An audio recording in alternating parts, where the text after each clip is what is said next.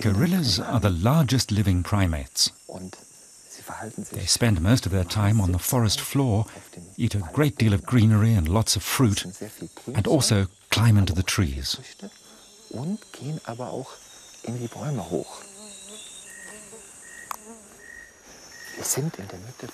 We're in the middle of Kingo's group.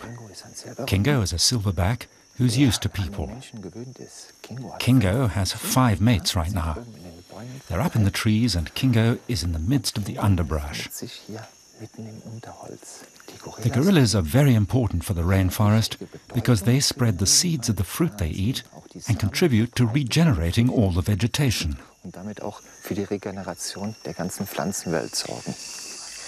Gorillas are the life's work of scientist Thomas Breuer. He's studied their behavior for more than 10 years. Here in the rainforest along the Congo, they still live relatively undisturbed.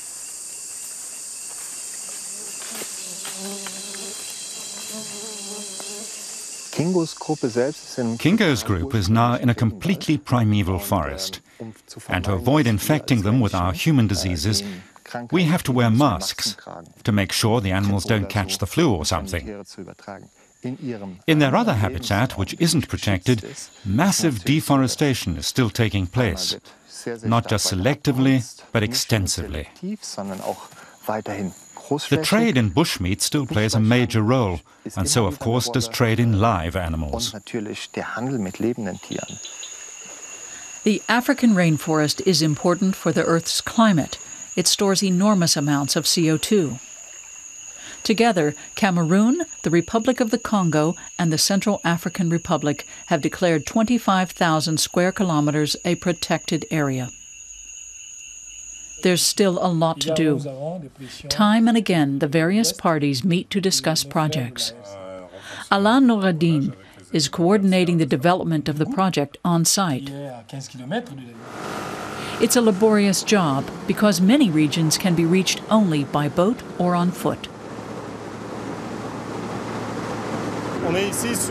Here we're on the Sangha River, which crosses the Sangha Tri-National Conservation Area and is in the heart of the Congo Basin. The Congo Basin plays an important role in terms of preserving the climate.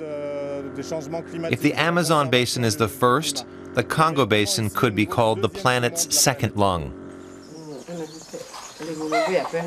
Noureddine knows he still has a lot of convincing to do. Most people on the edges of the conservation area see the park as more of a threat. Because of the park, you have to at least give the population financial aid. If we hunt, we might end up in prison. People will die. Our children will no longer be able to attend school. The population lives from the rainforest. Out here, there's no paid work. Hardly anybody earns any money. According to the discussions we've had, since the park's creation, the numbers of wild animals, gorillas, chimpanzees, and elephants have increased. The damage to the people's fields here has put their survival at risk. That's why they expect compensation from the park, so their villages can survive.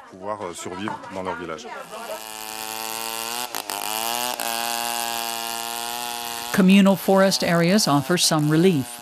In Cameroon, they're located around the borders of the protected area. Here, village communities can fell trees themselves under certain restrictions and then sell the timber. In contrast, professional poaching still poses a huge problem in the forest. Gamekeepers can do little. They're not well enough equipped, so success is a rarity.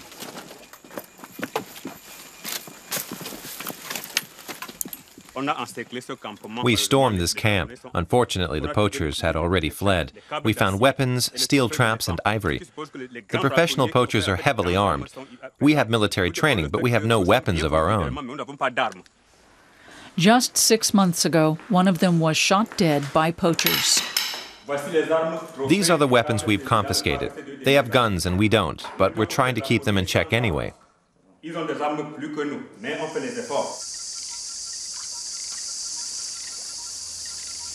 Germany alone has allocated about 30 million euros to protect this unique habitat, because preservation of the rainforests in the Congo Basin is decisive in the fight against global warming.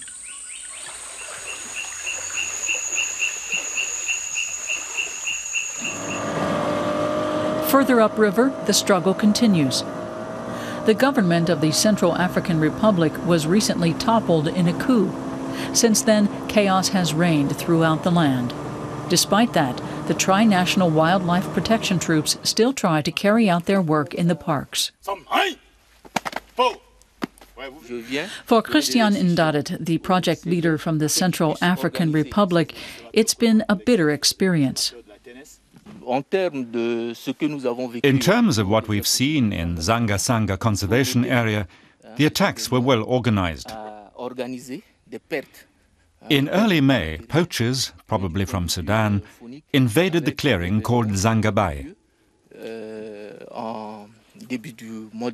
The material damage was great, especially the infrastructure. But animals were affected as well. 30 elephants were shot dead.